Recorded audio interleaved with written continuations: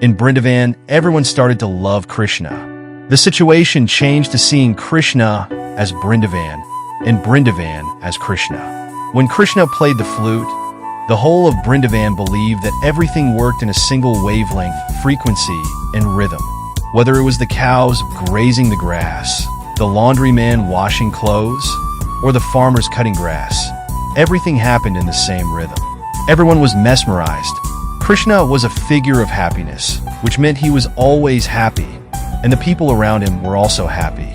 There was no person in Brindavan who did not love Krishna. Nothing from outside affected him, but he affected all the circumstances around him. Energy did not flow into him from nature.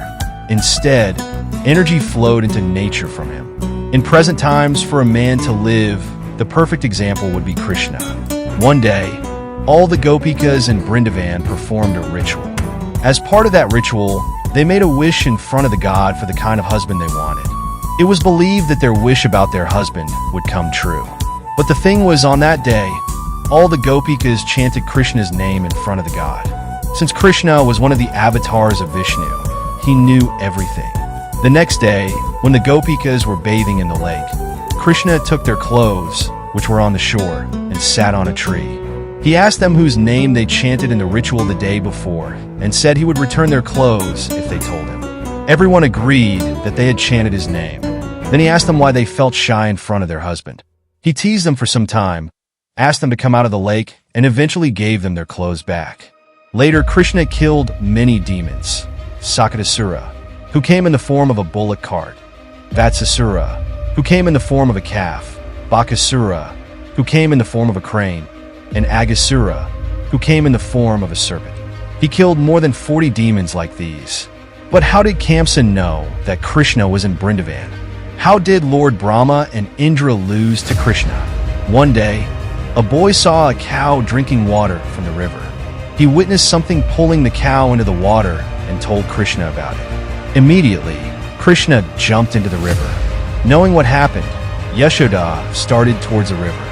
When Krishna went into the river, he saw a six-headed serpent, Kalandi. He stood on its heads and held its tail.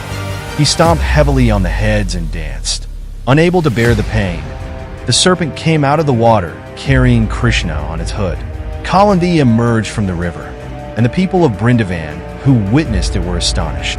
The 8 wives of Kalandi pleaded with Krishna to forgive him. "Well, Kalandi, I forgive you. Do not harm anyone from now on, and go live on Ramanaka Island," Krishna ordered. Kalandi agreed and left. The people of Brindavan who witnessed the sight shouted, "Hail Krishna, and Krishna is God." They cheered collectively. Krishna happily stood proud by the people's delight. But suddenly, he felt someone twisting his ears. He turned back to see who it was, and it was his mother, Yashoda. "Come home. I will punish you," she said as she held his ears and took him home. Though he was a god, he was still a child for his mother. There were abundant rains, and the crops grew well. Like every year, they wanted to offer prayers to Lord Indra. The reason for the abundant rains is not Indra. It is Govardhana Hill. Krishna convinced the people. This year, the prayers should be offered to Govardhana Hill. He convinced the people of Brindavan. Lord Indra was enraged when he heard this, and he made it rain heavily with a cyclonic effect continuously. The people of Brindavan lost their shelter and came to Krishna for help. Then Krishna, along with Balrama, went to Govardhana Hill. "Brother, dismantle Govardhana Hill," Krishna asked his brother. Immediately, Balrama took his plow, which was his weapon, and plowed at the bottom of Govardhana Hill, dismantling the mountain. Krishna then went below the mountain. After a few hours, Lord Indra looked down to see if the people of Brindavan were repenting. He saw the people and animals of Brindavan moving below Govardhana Hill. To understand why everyone was moving below Govardhana Hill, he came down to earth. What he saw was Krishna standing on a big boulder, lifting the entire Govardhana Hill with the little finger of his left hand. Indra was surprised. He inquired about who Krishna was and found out that Krishna was one of the avatars of Sri Mahavishnu. He asked Krishna for forgiveness, and the rain stopped. The people of Brindavan confirmed that Krishna was a god and began praising him. Lord Brahma heard that people were claiming Krishna as God. So he came down to earth to know more about this god whom he was unaware of.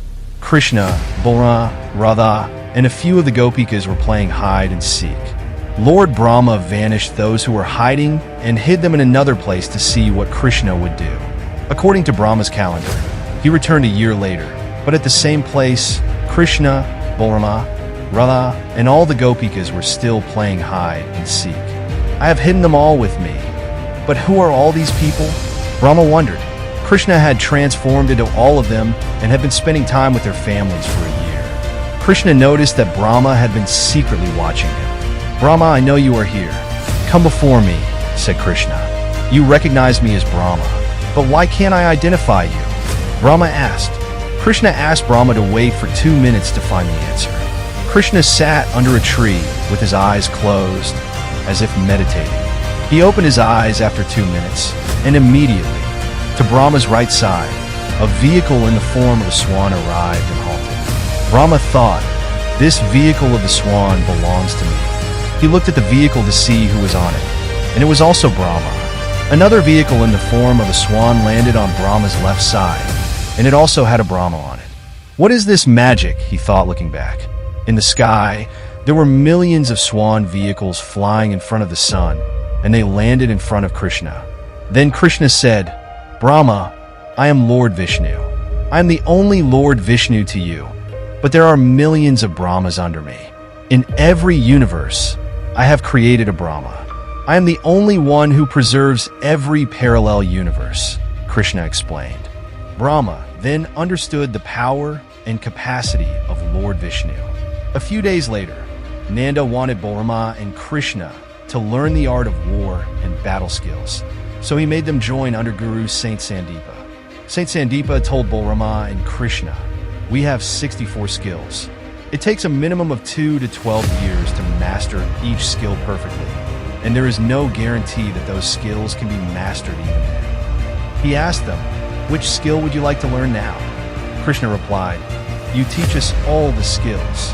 Saint Sandeepa laughed and said, first, I will start teaching you one skill. After you have completely mastered it, I will teach you the next skill. But they learned the skill completely on the first day itself. Saint Sandeepa was surprised by their way of learning. Similarly, learning one skill per day, they mastered 64 skills in 64 days. Balram and Krishna are not ordinary people. They can achieve anything, Saint Sandeepa thought. I want my teaching fee. Will you give me whatever I ask? He inquired. Krishna replied, I will give you whatever you ask. Balram, do you give me your word? Asked Saint Sandeepa. Balram replied, my brother's word is also my word. Then Sandeepa asked, a few years back, my son died due to a danger from water. I want my son back alive, requested the Guru. Krishna promised to bring back his son and started to Yamaloka. In Yamaloka, they both went to Yama and asked for Saint Sandeepa's son. Yama asked, who are you? How did you come to Yamaloka? How dare you command me in my own world? Forget about taking back someone else's life from here. I will claim your lives too, said Yama as he put his lasso. But the lasso did not return. Yama was surprised and asked, O Lord, who are you? I am the father of your father, replied Krishna. The father of Yama is the sun god, which means Krishna is the creator of the sun. Yama realized that Krishna is Lord Vishnu.